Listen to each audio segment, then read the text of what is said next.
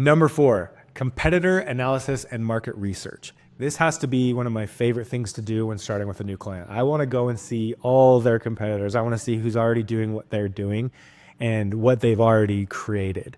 And it's a great way to find out where you should start, especially if the company doesn't know really what's working. And if they have been in business for a while, they probably have already looked at what other companies are doing. But what's cool is if you can take what's working for another company and implement it into this new client that you have and make it your own, make it in their style, make it with their voice.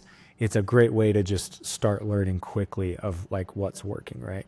So identify key competitors, start by researching, it really doesn't have to be 3, 5. It can be as many as possible, direct competitors, like people that are in their space, the industry leaders, right? So one of our clients is Honeylove.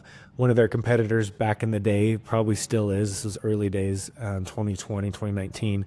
One of their main competitors was Spanx. So we went and looked at all their stuff, what they were running ads wise. A lot of them weren't even doing a lot of ads. They were doing a lot of statics.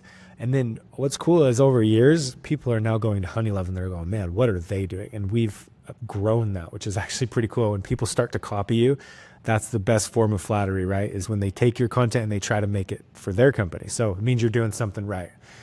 So analyze the competitor content. What content is resonating with their audience? What types of content are they producing? Blog posts, videos, infographics. Which platforms are they most active on?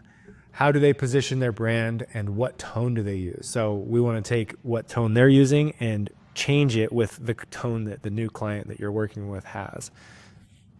We want to find gaps. There's probably a lot of things that, like I said, with Spanx, they were doing a lot of graphic ads and they were doing really well. And we're like, man, we could do similar things, but let's make it in video form. That's a gap that I think that Spanx could have done, but we did it with Honeylove and crushed it for them.